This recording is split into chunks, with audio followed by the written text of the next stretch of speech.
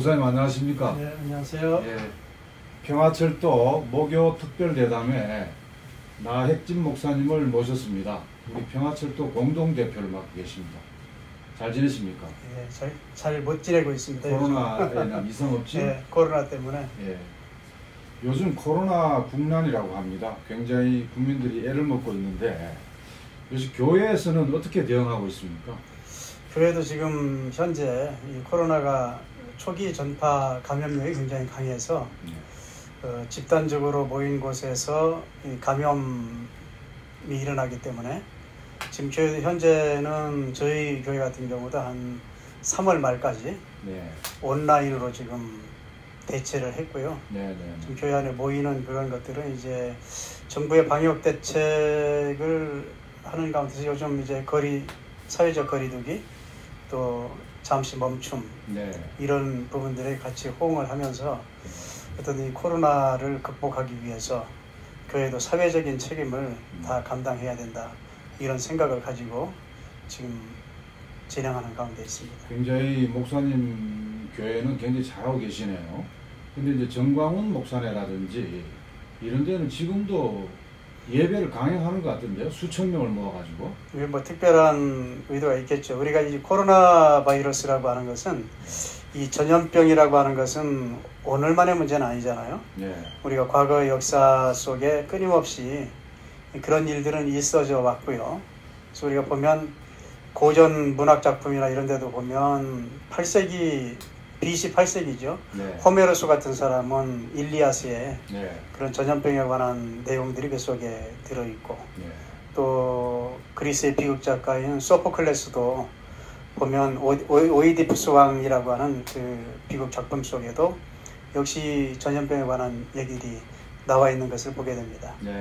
그리고 사실 유럽이 패스트로 인해서 유럽 인구가 거의 3분의 1이 죽은 일도 있잖아요. 그 당시에도 사실은 많은 사람들이 처음 경험하는 것 때문에 굉장히 당황스럽고 공포를 느끼고 두려움을 느꼈거든요. 근데 그 당시에도 보면 많은 사람들이 그런 두려움에서부터 벗어나기 위해서 어디를 찾았느냐면 교회를 찾은 겁니다. 성당을. 성당을 찾아서 거기서 위안을 얻기 위해서 모였는데 그 집단 감염이 되면서 엄청난 어려움을 겪었고 그 당시에 교황도 전혀 거기에 대한 어떤 해답을 주지 못하고 오히려 이것은 신의 뜻이라고 하는 얘기를 하면서 그 당시에 제대로 대처하지 못했던 것을 우리가 봅니다. 근데 저는 이런 코로나19 감염병을 보면서 결국은 어떤 대책이나 이게 중요한 것이 아니라 이런 상황 속에서 우리가 어떤 살아가는 사람들의 어떤 공동체, 사람이 보여야죠. 이 세상에 있는 약자들을 바라보고 그리고 그것을 어떻게 대처하면서 이 공동체가 또 새로운 이런 어려움을 극복해낼 건가 하는 이런 것은 어떤 연대나 또 우리가 함께 서로 사랑을 나눔으로써 이 문제를 해결해 나갈 수 있다고 이렇게 생각합니다. 그래서 이제 이 코로나 이 위험 상황에서 이제 북쪽 김정은 국무위원장이 친서가 왔어요. 남쪽 동포들 건강했으면 좋겠다. 문재인 대통령 건강하시라. 이런 친서가 왔고 또 문재인 대통령이 답신을 보냈습니다. 그래서 남북관계가 막혀있는 이 조건에서 그런 친서가 평화협력의 물꼬를 트는 계기가 되지 않겠나 이렇게 기대가 되는데 어떻게 보십니까? 저는 이제 남과 북의 문제라고 하는 것은 7.4 공동성명에서부터 시작해서 끊임없이 6.15 공동선언 또 이제 김정은 국무위원과 노무현 대통령 또 더 나아가서는 문재인 대통령에 이르기까지 이제 서로 만나서 여러 가지 또 성명도 내고 또 합의도 하고 이런 일들을 계속 진행해 온 거 아니겠어요? 근데 사실 지난번 2017년도에는 판문점에서 판문점 선언을 하면서 남과 북의 정상이 분단선도 함께 넘나들고 그리고 함께 도보다리를 걸으면서 서로 이야기를 나누면서 한반도에 어떻든 이 평화를 위해서 함께 노력하자고 하는 그런 아주 진지한 그런 대화를 저는 했다고 이렇게 생각합니다. 남과 북의 신뢰 관계는 두 정상 사이에는 있는 것 같아요. 네. 제가 이번에도 보면 서신까지 보내오고 그러는 거 보면. 근데 지금 여기에 이제 한미 동맹이라고 하는 이 끈 때문에 결국 여러 가지 어려움들이 있습니다. 지금 우리는 오랜 동안 한국 전쟁 이후에 결국 한미 동맹의 끈을 가지고 지금 왔는데, 동맹이라고 하는 것은 사실 이제 가치와 이익을 공유하는 거 아니겠어요? 네. 뭐 자유민주주의 체제라고 하는 어떤 그런 가치를 함께 공유하고 서로가 이익을 추구하는 건데, 이런 동맹의 관계를 북쪽에서는 못마땅스럽게 생각하죠. 왜 뭐 우리끼리 하자고 그랬는데 왜 우리 민족 우선이지 어떻게 다른 나라하고 동맹을 먼저 내세우느냐, 여기에 대한 이제 불쾌감을 가지고 북쪽은 지금까지 계속 문제를 제기해 왔던 건데요. 그러나 우리 또 남쪽으로서는 지금까지 쭉 계속해서 해왔던 그런 동맹의 끈을 하루아침에 이거 풀어버릴 수 있는 문제도 아니기 때문에 그 끈에 의해서 한미 군사 훈련도 계속 진행되는 거고, 이런 과정에서 남과 북의 어떤 그 신뢰 관계들이 조금씩 흐트러진 부분도 있지만 어쨌든 그 두 정상 사이에는 그 아직도 신뢰 관계는 지금 든든하게 있는 것 같아서 앞으로 이 코로나 전국을 거치면서 남북 간의 새로운 그런 물꼬들을 터내지 않을까, 이런 생각을 또 기대를 해봅니다. 93년도에 김영삼 정권 시기에 한한상 그 부총리, 통일부 장관 하셨을 때 유명한 말을 하시지 않았습니까? 어떤 동맹도 같은 민족보다 낫지 않다. 그렇죠. 이런 말을 해서 초기에 이제 비진양 장기수 임모 노인도 이제 국송을 하고 그런 시절이 있었는데, 지금 이제 문재인 대통령이 너무 이제 미국 눈치를 많이 보고 좀 이렇게 판문점 선언이나 이 9월 평양 공동선언에 합의한 사항을 조금이라도 좀 이행하면은 좀 풀릴 것 같은데, 그게 참 안 되는 것 같아요. 이제 우리 정부로서는 그 합의 사항을 이행하고 싶은 마음은 아주 굴뚝 같겠죠. 그러나 현실적으로 그것을 이행해 가는 데 있어서 걸림돌들이 있는 거죠.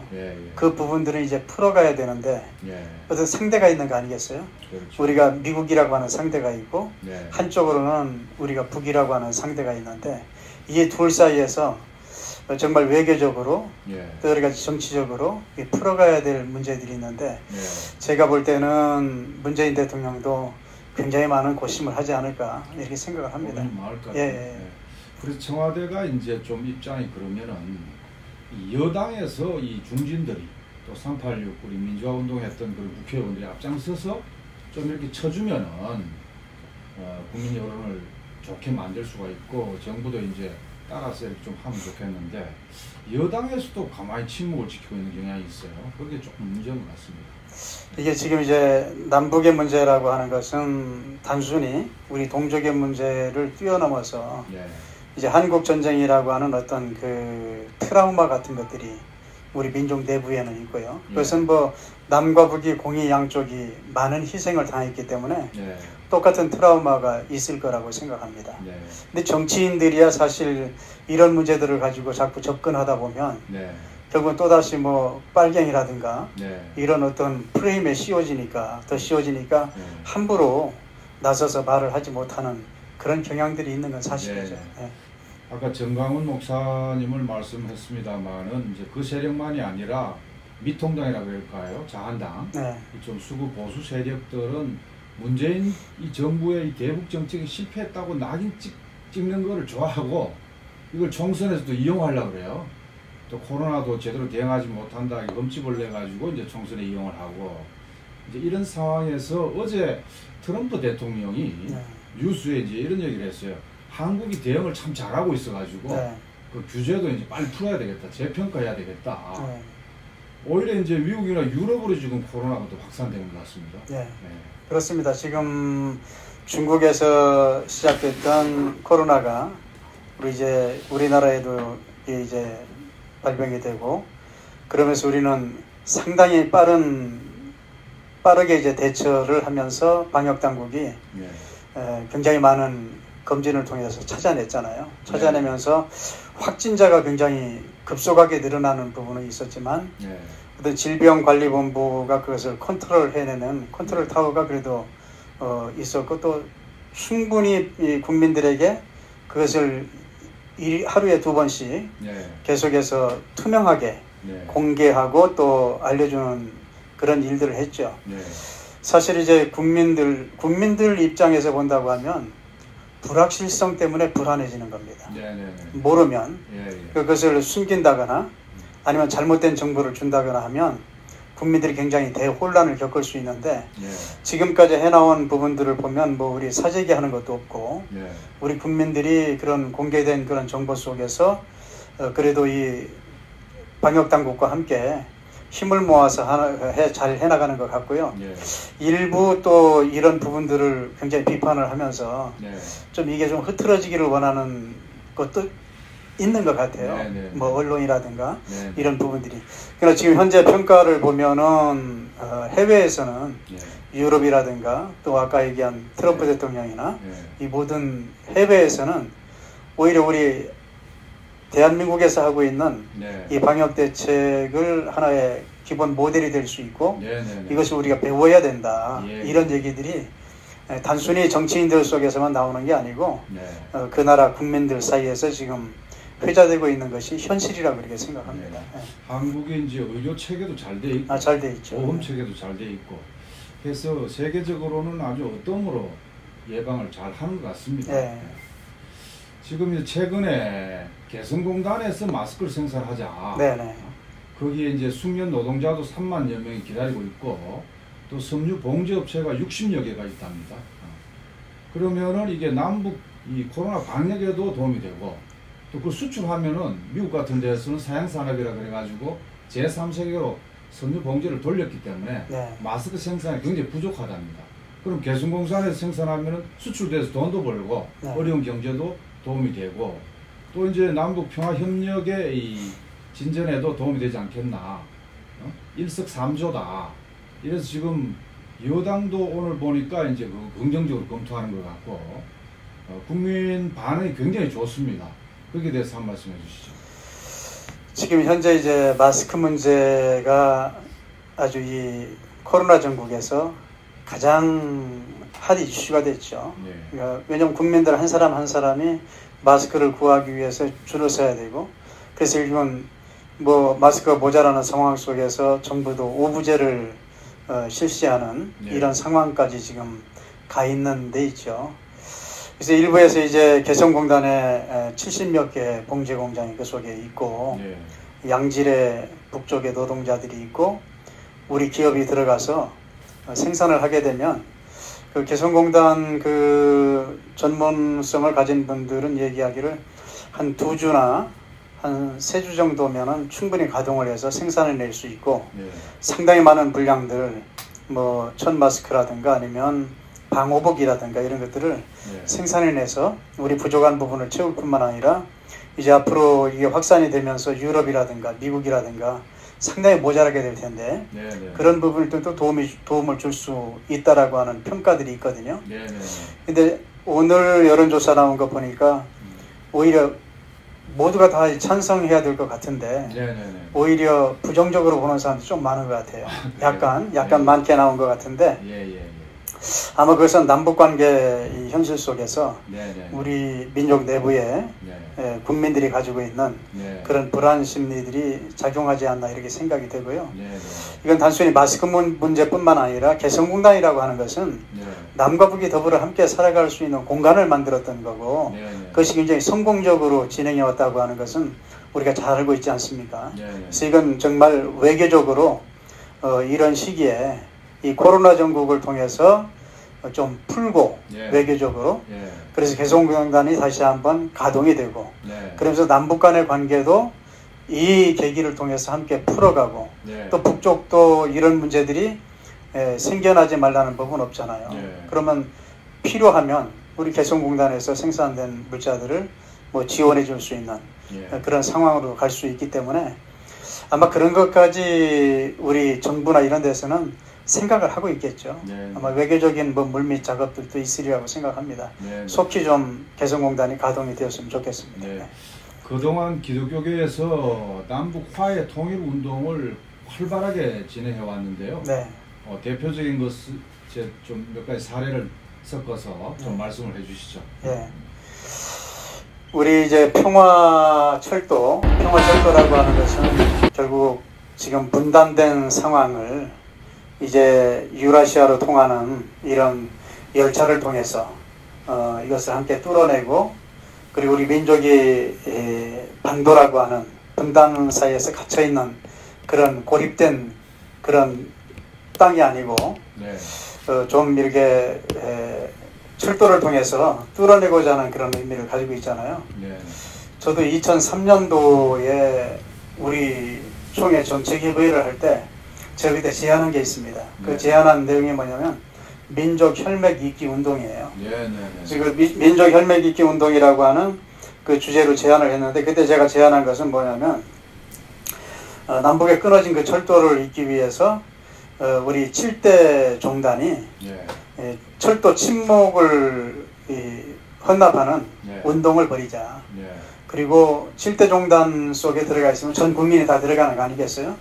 종교 컨소시엄을 해서, 그리고 종교는 평화를 지향하는 거기 때문에 다른 나라에서는 뭐 종교가 서로 갈등도 일으키고 굉장히 많은 희생들도 가지고 오고 했는데, 우리 대한민국에서는 좀 종교들이 함께 힘을 모아서 이 분단의 문제를 놓고 민족 혈맥 잇기 운동을 통해서 우리가 한번 이걸 뚫어보자. 그래서 그 철도 침묵을 헌납을 할 때 거기에 각 그 종교마다 기도문이나 발언문이나 이런 것들을 짤막짤막하게 써서 그 헌납을 하고, 그런 기도문들을 다 받아서 정말 도라산이나 이런 데서 유리벽을 만들든지 아니면 탑을 세우든지 상징적인 그런 것들을 만들어서 종교가 세계 평화에 기여하는 것들을 좀 우리 후손들에게 남기고 이런 일들을 한번 해보자고 그렇게 제안을 했던 적이 있습니다. 제안했던 적이 있었고, 그것은 지금도 뭐 끊임없이 지금 얘기가 되고 있고요. 한반도 평화조약 운동도 하셨죠? 예, 한반도 평화조약 운동은 어떻게 형성이 됐느냐면은 이제 한반도 평화조약을 위한 캠페인을 벌이면서 서명 운동을 했습니다. 서명 운동을 해서 오프라인에서 서명을 받아가지고 해외하고 이 내부하고 해서 한 13,000명 정도를 받아서 상당히 많은 부분들을 받아가지고 있었거든요. 근데 2013년도에 우리 부산에서 WCC 총회가 열리게 됐어요. WCC 총회는 세계교회협의회, 지도자가 다 오죠. 세계 한 393개의 그런 교단들이 함께 모인, 어떤 의미에서 보면은 개신교의 유엔이라고 볼 수가 있습니다. 거기는 뭐 정교회도 다 들어와 있고, 로마 카톨릭은 아니지만 업적으로 들어와 있지만, 그래서 지금 이제 부산에서 그렇게 열리게 되는데, 그 2013년도 10차 총회가 열리기 전에 우리 이제 NCC 한국기독교교회협의회에서는 평화열차 소위원회를 만들었어요. 그때 이제 제가 위원장을 맡았는데, 그래서 평화열차 소위원회를 만들어 가지고 이 WCC 총회에 부산에 참여하는 그 회원들이 있지 않습니까? 전 세계에. 그분들을 모아 가지고 우리가 이 열차를 통해서 부산까지 오도록 하면서 이 한반도에 이 분단의 상황을 좀 알리고 한반도의 평화가 얼마나 절실한가 하는 것을 전 세계 교회에 한번 보여주자.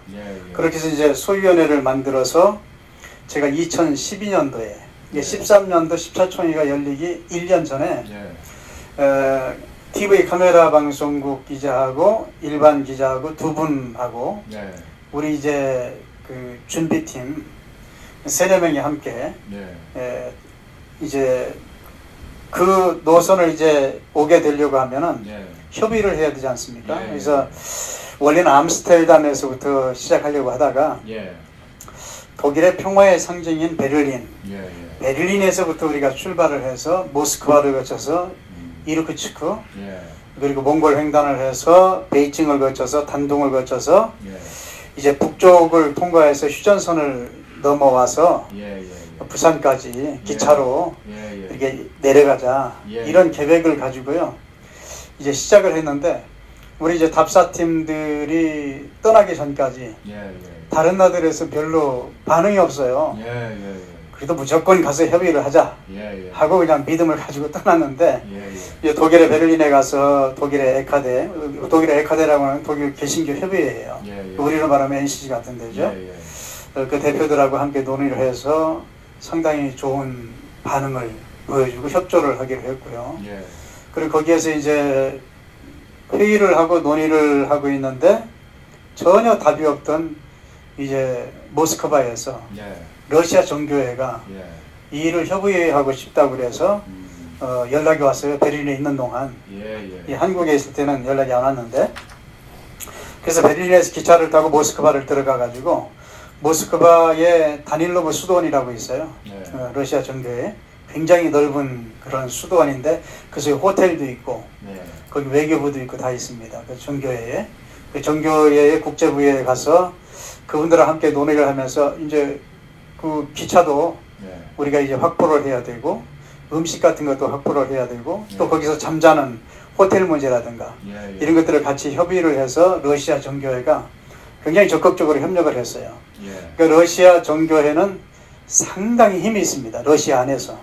뭐 정치적으로도 힘이 있고요. 그리고 WCC 안에서도 러시아 정교회는 굉장히 큰 힘을 가지고 있습니다.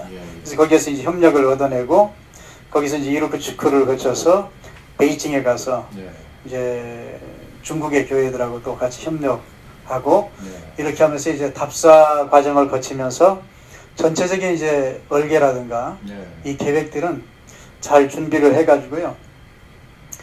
그 다음에 이제 평화열차를 띄우는 것을 전 세계 교회에 홍보를 해가지고 사람들을 모았습니다. 모았는데 그 당시에 한 115명 정도가 등록을 했어요. 그래서 베를린에 모이기로 하고 그래서 베를린에서 우리가 이제 세미나도 하고 독일 교회와 함께 한반도 평화에 관해서 그렇게 하기 위해서 모여가지고 우리가 23박 24일을 했거든요. 철도로. 그러니까 상당히 긴 기간, 한 달 거의 가까이 되니까 우리가 답사할 때도 한 23박 24일 10일에 횡단 열차를 했었고요. 그 많은 사람들을 이제 러시아에서 세량을 확보해 줬어요. 열차를. 그리고 열차의 그 식당 칸에서 식사를 할 수 있도록 해주고 또 밖에서도 공급을 해주고 이렇게 하면서 러시아 정교회가 상당히 많은 도움을 줬는데요. 근데 이제 100명이 넘는 사람들이 이 캐리어를 끌고 함께 움직이고 막 이렇게 하니까 대단한 거죠, 사실은. 뭐 숙소에 들어가야 되고 숙소에서 여러 나라 분들일 거 아니에요? 그렇죠. 여러 나라 각 나라에서 다 온 거죠. 각 나라에 다 와서 23박 24일 동안 우리가 그 일을 함께 하고 한반도 평화를 위해서 기도하고 그러면서 이제 모스크바에서도 같이 러시아 정교회하고 협의회를 하고 또 베를린에서는 어떤 성명서도 내고 이렇게 하면서 그 기간 동안에 이제 북한을 통과하는 일을 계속 협의를 했습니다. 근데 그게 잘 안 됐어요. 그래서 심양에서 우리 대표들이 심양으로 가서 이제 북쪽의 대표들하고 함께 논의도 하고 그랬는데 북쪽에서 그때 논의하는 것은 열차로 단둥해서 평양으로 들어오는 것보다는 그냥 비행기로 평양으로 들어와서 그 다음에 이제 그 판문점 쪽으로 가시면 어떻겠느냐 이렇게까지는 됐었어요. 근데 그 당시에 이제 박근혜 정부가 있었는데 우리 박근혜 정부에서 그걸 허락을 하지 않았습니다. 그래서 결국은 무산이 되고 그래서 우리가 이제 이르크츠크에서 계속 기차를 타고 올 거 아닙니까? 소식들도 듣고 그래서 결국은 우리가 결정을 한 것은 그럼 단둥에서 배를 타고 인천으로 배를 타고 가서 결국 서울역에 가서 KTX를 타고 부산까지 가자. 그렇게 해서 그렇게 이동을 해서 갔거든요. 근데 2013년대 10차 WCC 총회가 열리면서 한반도 평화에 관한 성명서를 냈어요.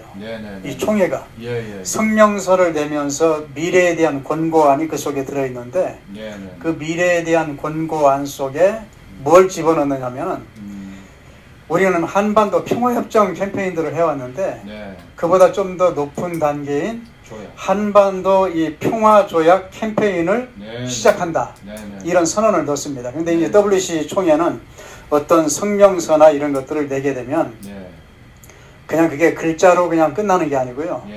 전 세계 교회가 이 일에 협력하고 함께 액션 플랜을 만들어서 실행을 하게 돼 있어요. 설교에도 넣고. 그러면 다 넣게 돼 있습니다. 그래서 바로 그 다음에 이제 준비를 해가지고 평화조약 캠페인을 이제 세계 교회하고 우리 한국 교회하고 함께 하게 됐죠.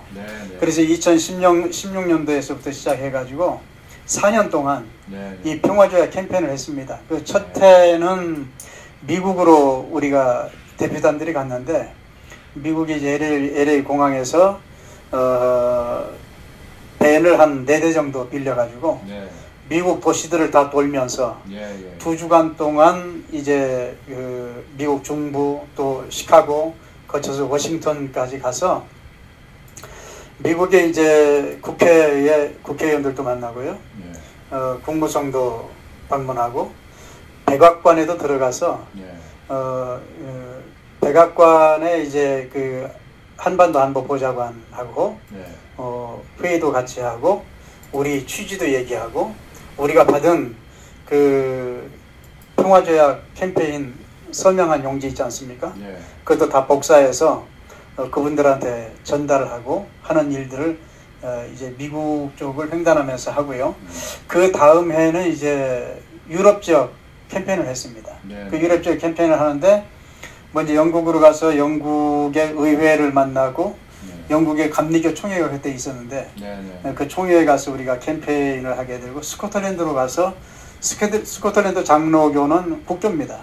그 총회장을 만나서 협력을 구하고 또 캠페인을 하고 독일로 이제 날라와서 독일에서 이제 에카데하고 함께 한반도 평화에 대한 협력을 하게 되고 또 나아가서는 라이프치히에서 그때 이제 WCRC 세계 개혁교회 연맹 개혁교회들이 함께 모이는 총회가 그때 모였는데 그때 이제 총 회원들이 한 1000명 정도가 돼요. 전 세계에서 모인 사람들이 그때 이제 베를린 돔에 가서 이제 공동 예배를 드리게 됐는데 그때 북쪽의 대표들이 왔어요.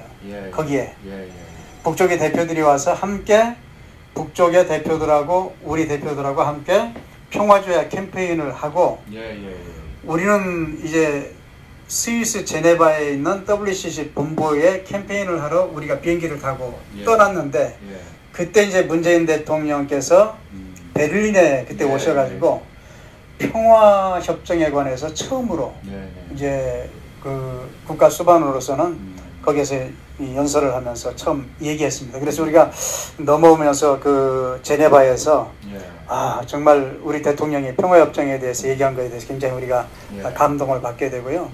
그래서 스위스 제네바에 가서 이제 그쪽 YWCA 연맹 그 본부도 거기에 있기 때문에 그 수뇌부들하고 같이 평화조약 캠페인도 하면서 유럽에 대한 그런 캠페인을 했고요. 세 번째 해는 또 이제 아시아 지역에서 이제 일본에 가서 일본에 이제 도쿄에 가서 의원 연맹 사람들도 만나고 그리고 히로시마에 가서는 세계 종교인 평화 회의가 거기서 모였습니다. 그 자리에서 우리가 이제 평화조약 캠페인도 하고 평화 회의에 참석한 그런 어떤 종교인들, 타 종단들도 있죠. 함께 이제 히로시마 공원에서 함께 촛불을 켜놓고 한반도 평화조약을 위해서 함께 이제 하는 그런 일들도 하고 이제 한국으로 돌아와서 우리 국회도 만나고 청와대도 들어가서 만나고 하면서 그간의 결과들을 우리 정부 쪽에도 전달을 했고요. 근데 이제 이 일을 했는데 마침 이제 그 동방정교회의 이제 수장이 우리로 말하면 교황이죠. 그분이 한국을 방문하게 됐어요.